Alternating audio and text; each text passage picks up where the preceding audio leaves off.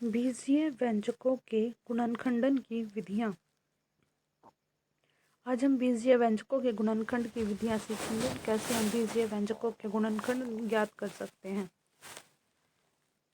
सर्वप्रथम जो है बीजीय व्यंजकों की जो गुणनखंड विधि है वो है सार्वगुणनखंड विधि।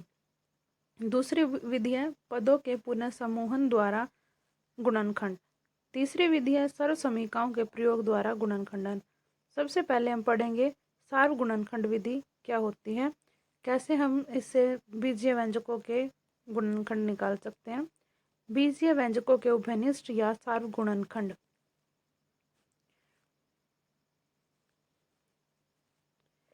उभयनिष्ठ या सार्व मतलब जो दो पद या दो से ज़्यादा पद के अंदर सभी में मौजूद हो, उन सभी को हम कहते हैं उभयनिष्ठ या सार्व गुणनखंड। पदों के सार्व गुणनखंड कैसे ज्ञात कर सकते हैं, देखते हैं। सबसे पहले उदाहरण लेते हैं 12x और 36। इन दोनों के हमें सार्व गुणनखंड निकालने हैं। तो सबसे पहले हम 12 के गुणनखंड करेंगे। 12 के गुणनखंड क्या होंगे, तो देखिए 12 के गुणनखंड ज्ञात करते हैं। पहले 12 किस किस के पहाड़े में आता है हमारा। 12 को हम लिख सकते हैं 12 के गुणनखंड बराबर हैं 2 गुना 2 गुना 3 गुना x। तो 12x के गुणनखंड हो जाएंगे 2 गुना 2 गुना 3 गुना x। इसी प्रकार से हम अब क्या करेंगे, 36 के गुणनखंड ज्ञात करेंगे। 36 के गुणनखंड क्या होंगे, 2 गुना 2 गुना 3 गुना 3। अब आप देखोगे कि जो इन दोनों 12x और 36 के गुणनखंडों में जो सार्व गुणनखंड है वो क्या होंगे, जो दोनों में होंगे, दोनों के गुणनखंडों में आएंगे। तो 2 है दोनों के गुणनखंडों में, और 1 और 2 है, और 3 है। मतलब 2 गुना 2 गुना 3, 2 दूनी 4, 4 तिये 12। तो जो 12 है वो इन दोनों का क्या हो जाएगा, सार्व गुणनखंड। अन्य उदाहरण देखते हैं 2y और 22y के सार्व गुणनखंड ज्ञात कीजिए। तो सबसे पहले हम क्या करेंगे, 2y के गुणनखंड करेंगे। 2y के गुणनखंड क्या होंगे, 2y के गुणनखंड होंगे हमारे 2 गुना में y। हम एक को काउंट नहीं करते हैं क्योंकि जो है एक सभी कोई भी नंबर हो, कोई भी बीजीय व्यंजक हो, सभी का क्या है एक गुणनखंड होता है, फैक्टर होता है। तो 2y के गुणनखंड क्या हुए, 2 गुना में y। इसी प्रकार से हम क्या करेंगे, अब 22 के सार्व गुणनखंड ज्ञात करेंगे। 22 के सार्व गुणनखंड क्या हो जाएंगे, 22 किसके पहाड़े में आता है, 2 गुना में 11। तो 11 के पहाड़े में आता है 2 गुना में 11 और गुना में y। तो यहाँ से 2y और 22y के जो सार्व गुणनखंड है वो क्या हो जाएंगे, दोनों के गुणनखंडों में क्या उभयनिष्ठ है, क्या कॉमन है, 2 और y। तो इसका मतलब क्या हुआ, 2y तथा 22y के सार्व गुणनखंड क्या हुए, 2 गुना में y अर्थात 2y। इसी प्रकार से हम किसी भी पदों के बीजीय व्यंजकों के हैं जो सार्व गुणनखंड ज्ञात कर सकते हैं। बीजीय व्यंजकों के सार्व गुणनखंड, अब तक हमने पदों के सार्व गुणनखंड निकाले थे, अब हम बीजीय व्यंजकों के सार्व गुणनखंड निकालेंगे। तो उदाहरण है 7x घटा में 42। तो जैसे हमने वहाँ पे पदों के गुणनखंड निकाले थे तो पहले एक एक पद के गुणनखंड करते हैं। तो 7x के गुणनखंड हुए 7 गुना में x। इसी प्रकार से जो इस बीजीय व्यंजक का जो दूसरा पद है वो क्या है, 42। तो 42 के गुणनखंड कैसे ज्ञात करेंगे, 42 को कैसे लिख सकते हैं, 7 गुना में 6। अब देखो इन दोनों 7x और 42x के सार्व गुणनखंड क्या हुआ, के सार्व गुणनखंड क्या हुए, 7। तो 7x घटा में 42 का जो सार्व गुणनखंड है वो 7 है। अतः इस प्रकार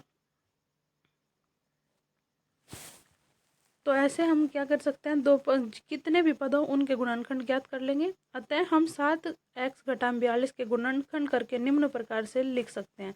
तो कैसे लिख सकते हैं, अब इसमें से हमने क्या कर लिया, 7 को बाहर ले लिया, कॉमन ले लिया। तो इस बीजीय व्यंजक को हम लिख सकते हैं 7 गुना में x घटा में 6। एक अन्य उदाहरण लेते हैं 7a² जमा में 44a के सार्व गुणनखंड ज्ञात कीजिए। सार्व गुणनखंड करके लिखिए। तो इसको कैसे लिखेंगे, 7a² के गुणनखंड क्या होंगे, 7 गुना में a गुना में a। इसी प्रकार से जो है 14a के भी हम गुणनखंड ज्ञात करेंगे। तो 14a के गुणनखंड क्या हुए, 2 गुना में 7 गुना में a। अब देखो दोनों पदों में आपको क्या दिखाई दे रहा है कि दोनों पदों में 7 है और दोनों पदों में a है। तो 7 ही जमा में 14a का जो सार्व गुणनखंड होगा वो क्या हो जाएगा, 7a। 7a जो है इनका क्या हो जाएगा, सार्वगुणनखंड हो जाएगा। तो अतः हम 7a² जमा में 14a के गुणनखंडों को करके निम्न प्रकार से लिख सकते हैं। तो निम्न प्रकार से हम कैसे लिख सकते हैं, अब दोनों पदों में से हमने 7a को कॉमन ले लिया बाहर, तो ये लिख सकते हैं 7a गुना में a जमा में 2। तो इस प्रकार से हम किसी भी बीजीय व्यंजक के जो सार्वगुणनखंड ज्ञात कर सकते हैं। अब एक अन्य उदाहरण देखते हैं। 20l² m जमा में 30al m के सार्वगुणनखंड ज्ञात कीजिए। इनको फैक्टर करके लिखना है, गुणनखंड करके लिखना है इस बीजीय व्यंजक को। तो सबसे पहले हमारा वही काम है कि 20l² m के जो है गुणनखंड ज्ञात कीजिए। तो 20l² m को हम क्या लिख सकते हैं, 2 गुना में 10 गुना में l गुना में l गुना में m। इसी प्रकार से जो है दूसरा पद क्या है, 30al m, उसके भी गुणनखंड करेंगे। तो 30al m के गुणनखंड क्या हुए, 3 गुना में 10 गुना में a गुना में l गुना में m।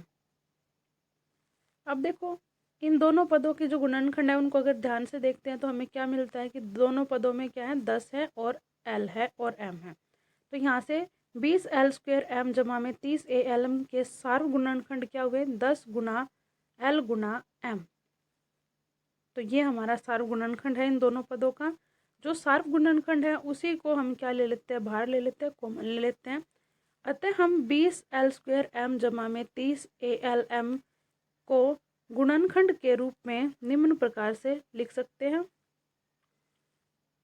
किस प्रकार से लिख सकते हैं, देखिए हम जो ये सार्वगुणनखंड आया था इसको हम बाहर ले लेंगे कॉमन। तो 10l m ब्रैकेट 2l जमा में 3a। तो इस प्रकार से हम किसी भी बीजीय व्यंजक की, चाहे उसमें कितने भी पद क्यों ना हो, हम उसके सार्वगुणनखंड करके लिख सकते हैं। और यदि उनके